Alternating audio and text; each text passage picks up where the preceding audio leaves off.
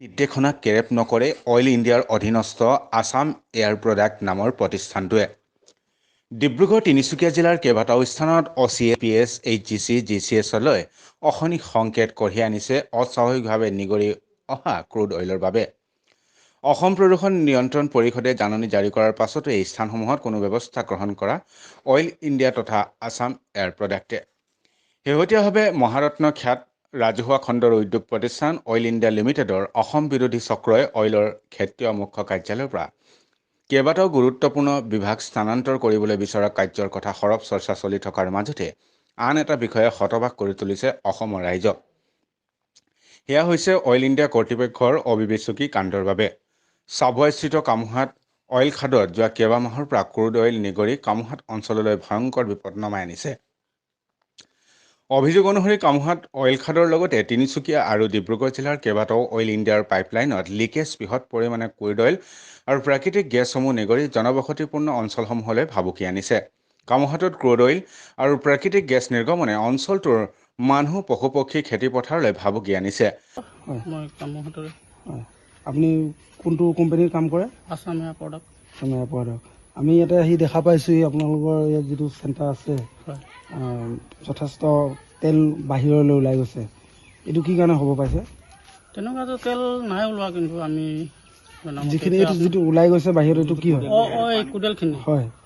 এইটো pipe leakage কাৰণে আমি ড্ৰেইন কৰোঁতে পাইপটো গাঁতত নপৰাৰ কাৰণে এইটো অলপ বাহিৰত ওলাইছে।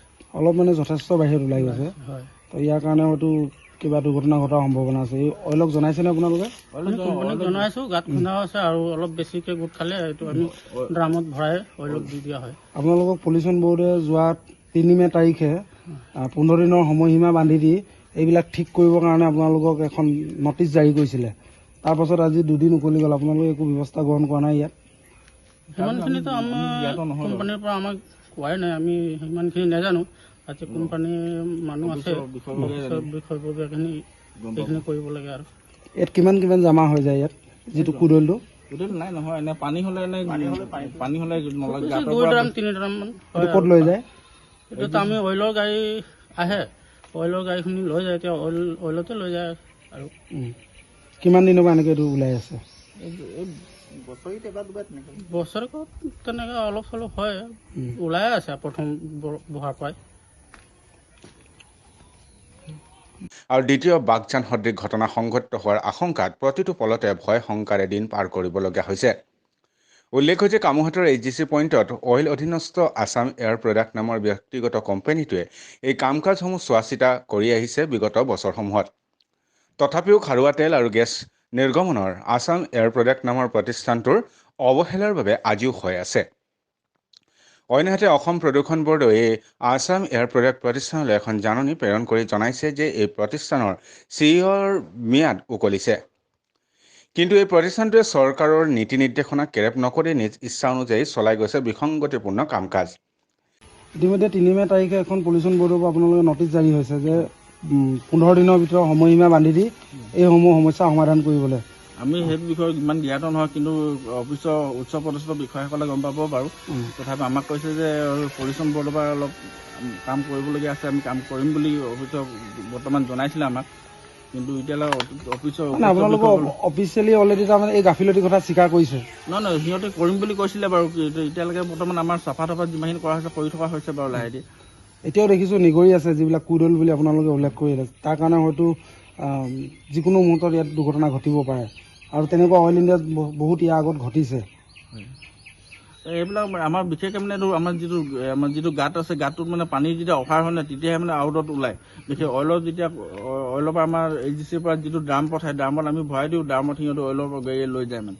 আজিতো এমাহমান হ'ল চাবুৱা অঞ্চলতো বৰষুণ হোৱা নাই, তাৰপাছতো আমি দেখিছোঁ যথেষ্ট বৃদ্ধি হৈছে ইয়াত আপোনালোকৰ ক্ৰুড অইল।